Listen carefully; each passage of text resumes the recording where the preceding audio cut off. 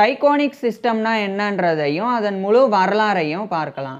சூரியனும் சந்திரனும் பூமியை சுற்றி வருதுன்றதும், புதன், வெள்ளி, செவ்வாய், வியாழன், சனி இந்த 5 கோள்களும் சூரியனை சுற்றி வருதுன்றதும் தான் டைகோனிக் சிஸ்டம். இதை டைகோ பிராயின்ற ஒரு டேனிஷ் அஸ்ட்ரானமர் முன்மொழிஞ்சிருந்தாங்க. இதனாலேயே இதற்கு டைகோனிக் சிஸ்டம் அப்படின்னு டைகோ பிராயினுடைய பெயரிடப்பட்டது. மேலும் இது டைகோனியன் சிஸ்டம் அப்படின்னும் ஜியோ ஹீலியோசென்ட்ரிக் சிஸ்டம் அப்படின்னும் கூட அழைக்கப்படும். இப்போ இதனுடைய முழு வரலாறை பார்க்கலாம். கிமு 4ஆம் நூற்றாண்டில் ஹெரக்ளைட்ஸ் பாண்டிகஸ்ன்ற ஒரு பண்டைய கிரேக்க தத்துவவியலாளர் மற்றும் வானியலாளர் பூமி மேற்கிலிருந்து கிழக்கு நோக்கி தன்னைத்தானே சுழலுது அப்படின்னு சரியாக முன்மொழிஞ்சிருந்தாங்க. அது மட்டும் இல்லாமல் அவர் புதன், வெள்ளி இந்த 2 கோள்களும் சூரியனை சுற்றி வருது அப்படின்னும், செவ்வாய், வியாழன், சனி, சூரியன், சந்திரன் இதெல்லாமே பூமியை சுற்றி வருது அப்படின்னும் சொல்லியிருந்தாங்க. ஆனால் இது ஏற்றுக்கொள்ளப்படலை. அந்த காலகட்டத்திலெல்லாம் பிரபஞ்சத்துடைய மையத்தில் பூமி அமைஞ்சிருக்கு. சூரியன் உட்பட அனைத்து வானுடல்களும் பூமியை சுற்றி வருதுன்ற ஜியோசென்ட்ரிக் மாடல், புவி மைய மாதிரி இதுதான் ஏற்றுக்கொள்ளப்பட்டு வந்தது. இந்த ஜியோசென்ட்ரிக் மாடலானது தொடர்ச்சியாக பல நூற்றாண்டுகள் ஏற்றுக்கொள்ளப்பட்டு வந்தது.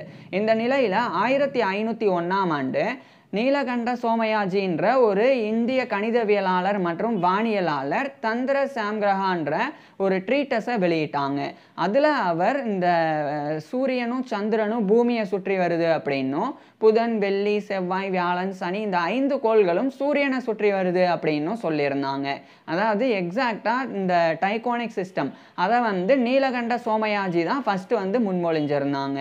இதுக்கப்புறமா அதே 1500கள் அந்த 16ஆம் நூற்றாண்டிலேயே ஹீலியோசென்ட்ரிக் மாடல் அது மெல்ல மெல்ல எழத் தொடங்கி இருந்தது.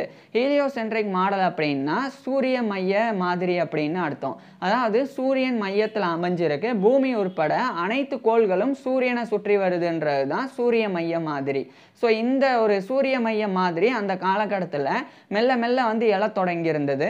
ஸோ அந்த காலகட்டத்தில் இருந்த வானியலாளர்களுக்கு பெரிய குழப்பம் இருந்தது. உண்மையிலேயே பூமியை அனைத்து கோள்களும் சூரியனும் மற்ற அனைத்து வானுடல்களும் சுற்றி வருதா, அல்லது சூரியனை பூமி உட்பட அனைத்து வானுடல்களும் சுற்றி வருதான்ற அந்த ஒரு குழப்பமானது நிலவி வந்தது.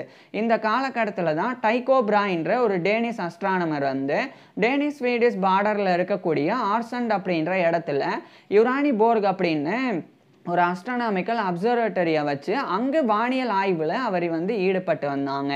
குறிப்பாக அந்த டைகோ பிராய் பிளானிட்டரி மோஷன்ஸோடைய, அதாவது கிரகங்களினுடைய இயக்கங்கள் பற்றின டேட்டாஸை தரவுகளை அவர் சேகரித்து வந்தாங்க. மேலும் அந்த தரவுகளை அவரே தயாரித்தும் வந்தாங்க. குறிப்பாக அந்த காலகட்டத்திலலாம் டெலஸ்கோப் தொலைநோக்கியானது கிடையாது. இதனால் வெறும் கண்ணால் எவ்வளோ தூரம் பார்க்க முடியுமோ அவ்வளோ தூரம் பார்த்து தான் அந்த காலகட்டத்தில் வானியலாளர்கள் வானியல் ஆய்வுகளில் ஈடுபட்டு வந்தாங்க. அதே மாதிரியே டைகோ பிராயும் வெறுங்கண்ணால தான் வானத்தை ஆய்வு செய்து வந்தாங்க. அதனால தான் அந்த வெறுங்கண்ணால பார்க்குற முடிஞ்ச அளவுக்கு சனிக்கோள் வெறுங்கண்ணால பார்க்க முடியும். அதனால தான் அந்த காலகட்டத்திலெல்லாம் புதன், வெள்ளி, புவி, செவ்வாய், வியாழன், சனி அப்படின்னு மொத்தமாக 6 கோள்கள் மட்டும்தான் இருக்குது அப்படின்னு கருதப்பட்டு வந்தது. ஸோ சனிக்கோள் வரைக்கும் பார்த்து டைகோ பிராய் ஒவ்வொரு கோள்களினுடைய இயக்கம் பற்றின தரவுகளை தயாரித்தாங்க. குறிப்பாக இப்போ செவ்வாய் கோள் இருக்குது அப்படின்னா அந்த செவ்வாய் கோளானது எப்படி நகருது, அது எவ்வளோ தூரத்தில் எவ்வளோ நேரத்தில் போய் சேருது, ஸோ அதெல்லாத்தையுமே டைகோ பிராய் டேட்டாவை ரெடி பண்ணாங்க. இப்படி ஒவ்வொரு கோள் பற்றியும் புதன், வெள்ளி, அதுக்கப்புறமா வியாழன், சனி இந்த மாதிரி அனைத்து கோள்களினுடைய இயக்கத்தினுடைய தரவுகளை இவர் தயாரித்தாங்க. அந்த காலகட்டத்தில் டெலஸ்கோப் இல்லைன்னா கூட செக்ஸ்டன், அதுக்கப்புறமா இந்த குவாட்ரண்ட் அப்படின்ற இந்த மாதிரியான சில இன்ஸ்ட்ருமெண்ட்ஸை டைகோ பிராயே உருவாக்கி அதை அவர் அஸ்ட்ரானாமிக்கல் அப்சர்வேஷன்ஸில் பயன்படுத்தி வந்தாங்க. ஸோ அதன் மூலமாக அவர் ரொம்ப தெளிவாக வானத்தில் இயங்கக்கூடிய குறிப்பாக அந்த கிரகங்களினுடைய இயக்கங்களை அவர் தயாரித்தாங்க. ஸோ இது மிகப்பெரிய விஷயம் டெலஸ்கோப் இல்லாத காலகட்டத்தில் இதை பண்ணுறது அப்படின்றது. ஏன்னா டைகோ பிராய் கிட்டத்தட்ட ரொம்ப துல்லியமாக கோள்களினுடைய இயக்கத்தை தரவுகளாக தயாரிச்சிருந்தாங்க. மற்ற வானியலாளர்கள்லாம் அந்த அளவுக்கு கோள்களினுடைய இயக்கத்தை சரியாக தயாரிக்க முடியல. உதாரணத்துக்கு இப்போ மார்ஸ் இந்த ஒரு குறிப்பிட்ட நேரத்தில் இங்கே இருக்கும் அப்படின்னு சில வானியலாளர்கள் சொல்கிறாங்கன்னா அது கரெக்டாக அங்கே இல்லாமல் இங்கே இருந்தது அல்லது இங்கே இருந்தது, இப்படி மாறி மாறி இருந்தது. ஆனால் டைகோ பிராயினுடைய டேட்டாவை எடுத்து பார்த்தா அது அப்படியே கிட்டத்தட்ட அக்யூரேட்டாக இருக்கும். இங்கே இருக்கும் அப்படின்னா அது அங்கே தான் இருக்கும். ஸோ அந்த மாதிரி டைக்கோ பிராய் வந்து டேட்டாஸை வந்து தயாரித்தாங்க. ஸோ அந்த அளவுக்கு வந்து ரொம்ப துல்லியமான தரவுகளை டைக்கோ பிராய் வந்து சேகரித்தும் அதை தயாரித்தும் வந்தாங்க. இப்படியே வந்து அவர் தொடர்ச்சியாக வந்து உருவாக்கினாங்க. அதுக்கப்புறம் அந்த டேட்டாஸ் எல்லாம் அவர் வந்து எடுத்துக்கிட்டு அதை வந்து மேத்தமேட்டிக்கல் கால்குலேஷன் வந்து பண்ணாங்க. அதாவது கணித ரீதியாக அதை வந்து கால்குலேட் பண்ணி பார்ப்போம். அப்படி பார்க்கும்போது நம்ம டேட்டாலாம் எப்படி அமையுது, அதாவது பூமி மையத்தில் அமைஞ்சு சூரியன் உட்பட அனைத்து கோள்களும் பூமியை சுற்றி வருதா, அல்லது சூரியன் மையத்தில் அமைஞ்சு பூமி உட்பட அனைத்து கோள்களும் சூரியனை சுற்றி வருதா. ஸோ இதை வந்து கன்ஃபார்ம் பண்ணுவோம் அப்படின்னு டைக்கோ பிராய் வந்து முடிவு செஞ்சு அந்த டேட்டாஸ் எல்லாம் பயன்படுத்தி பார்த்தாங்க. அப்போ ரெண்டுதுலையுமே பிரச்சனை இருந்தது. ஜியோசென்ட்ரிக் மாடல் அதுலேயும் பிரச்சனை இருந்தது, ஹீலியோசென்ட்ரிக் மாடல் அதுலேயும் பிரச்சனை இருந்தது. பிரச்சனைனா இவருடைய மேத்தமேட்டிக்கல் கால்குலேஷன், அவருடைய டேட்டாஸ் அது அப்படியே வந்து உட்காரல அந்த ரெண்டு மாடல்லையுமே. ஸோ இது வந்து டைக்கோ பிராய்க்கு குழப்பமாக இருந்தது. ஆனால் டைக்கோ பிராயை பொறுத்த வரைக்கும் ஜியோசென்ட்ரிக் மாடல், அதாவது பூமி மையத்தில் அமைஞ்சிருக்கு, அதை தான் வந்து ஏற்றுக்கொள்ளக்கூடியவர். ஸோ அதனால் அவர் வந்து அதில் தான் வந்து ஃபஸ்ட்டு பொருத்தி பார்த்தாங்க இவருடைய கணக்கீடுகளை. அதில் பொருந்தலை. அதுக்கப்புறம் ஹீலியோசென்ட்ரிக் மாடல் அதில் வந்து தயக்கத்தோடு பொருத்தி பார்த்தாங்க. ஆனால் அதுலேயுமே பொருந்தலை. இப்போ ரெண்டுதுலேயும் பொருந்தலை அப்படின்றனால இவர் டைக்கோ பிராய் வந்து புதுசாக ஒரு மாடலை உருவாக்கினாங்க. அப்போ தான் அவர் வந்து சூரியனை வந்து புதன், வெள்ளி, செவ்வாய், வியாழன், சனி இந்த 5 கோள்களும் சுற்றி வருது. அதே சமயம் சூரியனும் சந்திரனும் பூமியை சுற்றி வருது. ஸோ இந்த ஒரு கருத்தை வந்து டைக்கோ பிராய் வந்து முன்மொழிஞ்சாங்க.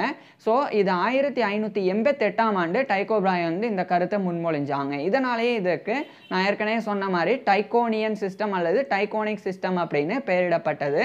மேலும் இது வந்து ஜியோ ஹீலியோசென்ட்ரிக் சிஸ்டம் அப்படின்னு அழைக்கப்படுறதுக்கு காரணம் இதில் ரெண்டுமே இருக்குது. அதாவது பூமி மையத்தில் இருக்குது அப்படின்றதும் இருக்குது. அதே மாதிரி சூரியனை அனைத்து கோள்களும், பூமியை தவிர அனைத்து கோள்களும் சுற்றி வருது அப்படின்னு சொல்லி பார்சியலாக ஹீலியோசென்ட்ரிசமும் இருக்குது. அதனால ரெண்டுமே இணைச்சு ஜியோ ஹீலியோசென்ட்ரிக் சிஸ்டம் அப்படின்னும் இது வந்து அழைக்கப்பட்டு வருது. ஸோ இப்படி டைக்கோ பிராய் வந்து இந்த ஒரு விஷயத்தை உருவாக்கினாங்க. அவர் நினச்சிருந்தா அதை வந்து ஹீலியோசென்ட்ரிக் மாடலோட பொறுத்து இருக்க முடியும். ஆனால் அதை அவர் பண்ணலை. அதுக்கு ரெண்டு காரணங்கள். ஒன்று, டைக்கோ பிராய்க்கு மத நம்பிக்கை இருந்தது. இன்னொன்று என்னன்னா, அது மத நம்பிக்கைக்கு எதிராக இருக்கும். அதாவது பூமி சூரியனை சுற்றி வருது அப்படின்னு சொன்னால் அது மத நம்பிக்கைக்கு எதிராக இருக்கும் அப்படின்னு நினச்சாங்க. அதனாலையும் கூட டைக்கோ பிராய் வந்து அதை பெருசாக வந்து முன்மொழியாமல் அவர் புதுசாக ஒரு சிஸ்டத்தை வந்து உருவாக்கியிருந்தாங்க. இதுக்கப்புறம் அப்படியே வந்து பல ஆண்டுகள் போனது. இவருடைய தயக்கம், அந்த தயக்கத்துக்கு உண்டான காரணம் 1600ஆம் ஆண்டு தெரிய வந்தது. ஏன்னா ஜோர்டானோ ப்ரூனோன்ற ஒரு மிகச்சிறந்த தத்துவவியலாளர் அவர் வந்து இந்த ஹீலியோசென்ட்ரிக் மாடல், அதாவது சூரியனை அனைத்து கோள்களும் சுற்றி வருது பூமி உட்பட அப்படின்னு சொன்னனாலேயே, அதை அவர் ஏற்றுக்கொண்டனாலேயே அவர் வந்து எரித்து கொல்லப்பட்டாங்க. ஸோ அந்தளவுக்கு மோசமான காலம் அந்த காலம். ஸோ அதே காலகட்டத்தில் அந்த 1600ஆம் ஆண்டு யோஹானஸ் கெப்லர்ன்ற ஒரு ஜெர்மன் அஸ்ட்ரானமர் வந்து டைக்கோ பிராயினுடைய அசிஸ்டண்டாக ஜாயின் பண்ணாங்க. அவர் ஜாயின் பண்ண அடுத்த ஆண்டு 1601ஆம் ஆண்டு அக்டோபர் 24 அன்னைக்கு இவர் வந்து டைக்கோ பிராய் வந்து கிட்டத்தட்ட அவருடைய 54 வயதில் இறந்து போயிடுறாங்க. அவர் இறந்து போன பிறகு அவருடைய டேட்டாஸ்லாம் பயன்படுத்தி யோஹானஸ் கெப்லர் வந்து ஹீலியோசென்ட்ரிசம் அப்படின்னு புதுசாக ஒன்று உருவாக்கினாங்க. அதுதான் என்னன்னா, இப்போ ஆரம்பத்தில் சூரியன் மையத்தில் அமைஞ்சிருக்கு, பூமி உட்பட அனைத்து கோள்களும் சூரியனை சுற்றி வருது அப்படின்னு சொன்னாலும் டைக்கோ பிராயினுடைய டேட்டா அவர் பொருத்தி பார்க்கும்போது அது சரியாக இல்லை. அது ஏன் சரியாக வரலை அப்படின்னா, அப்போ எப்படி நம்பப்பட்டதுன்னா, சூரியன் மையத்தில் அமைஞ்சிருக்கு, அனைத்து கோள்களும் சூரியனை சரியான வட்டப்பாதையில் சுற்றி வருது, சர்க்குலர் ஆர்பிட்ஸில் சுற்றி வருது அப்படின்னு நம்பப்பட்டு வந்தது. ஆனால் யோஹானஸ் கெப்லர் தான் சூரியனை தான் பூமி உட்பட அனைத்து கோள்களும் சுற்றி வருது, ஆனால் அது நீள்வட்ட பாதையில் எலிப்டிக்கல் ஆர்பிட்ஸில் சுற்றி வருது அப்படின்னு டைக்கோ பிராயினுடைய டேட்டாஸை வச்சு தான் அவர் வந்து கன்ஃபார்ம் பண்ணாங்க. ஒருவேளை டைக்கோ பிராய் வந்து இரவு நேரத்தில் டெலஸ்கோப் இல்லைன்னா கூட அவ்வளோ அஸ்ட்ரானாமிக்கல் அப்சர்வேஷன்ஸை பண்ணி இந்த பிளானிட்டரி மோஷன்ஸோடைய டேட்டாஸை தயாரித்து வைக்கலை அப்படின்னா யோஹானஸ் கெப்லர்னால சூரியனை பூமி உட்பட அனைத்து கோள்களும் நீள்வட்ட பாதையில் சுற்றி வருது அப்படின்னு சரியாக கண்டறிஞ்சு சொல்லியிருக்க முடியாது. அப்படி சொல்லலைன்னா இன்னைக்கு வரைக்கும் குழப்பம் இருந்திருக்கும். ஸோ டைக்கோ பிராய் வந்து தவறான ஒரு சிஸ்டம், டைக்கோனிக் சிஸ்டம் அப்படின்னு தவறாக ஒரு சிஸ்டத்தை வந்து அவர் முன்மொழிஞ்சிருந்தாலும் அவர்னால உருவாக்கப்பட்ட டேட்டாஸ் தான் இன்றைய காலகட்டத்தில் சூரியனை அனைத்து கோள்களும் நீள்வட்ட பாதையில் சுற்றி வருது அப்படின்னு சரியான வானியல் புரிதல் ஏற்படுறதுக்கு காரணமாக இருந்து வருது. ஸோ டைக்கோ பிராயினால் உருவாக்கப்பட்ட டைக்கோனிக் சிஸ்டம் அப்படின்றது இதுதான் அதனுடைய முழு வரலாறும் கூட. இதுக்கு மேலும் சில விஷயங்கள் தெரிஞ்சுக்கணும். அதாவது இந்த ஹீலியோசென்ட்ரிசம், இந்த சூரியன் மையத்தில் அமைஞ்சிருக்கு, பூமி உட்பட அனைத்து கோள்களும் சூரியனை நீள்வட்ட பாதையில் சுற்றி வருது. இதெல்லாம் எப்படி முன்மொழியப்பட்டது? அது வந்து இன்ஃபேக்ட் சொல்லப்போனால் 2000 ஆண்டுகளுக்கு முன்னாடி இதுக்குண்டான சரியான விளக்கத்தை வந்து ஒரு கிரேக்கர் கொடுத்துருந்தாங்க.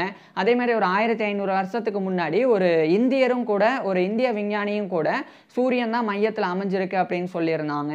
ஸோ இது மாதிரி பல விஷயங்களை அந்த ஹீலியோசென்ட்ரிக் மாடல் பற்றின ஃபுல் ஹிஸ்ட்ரியை நான் ஏற்கனவே பேசியிருக்கேன். அதை பார்க்குறதுக்கு கீழே டிஸ்கிரிப்ஷனில் லிங்க் கொடுத்துருக்குறேன், கட்டாயமாக பாருங்கள். தேங்க்யூ.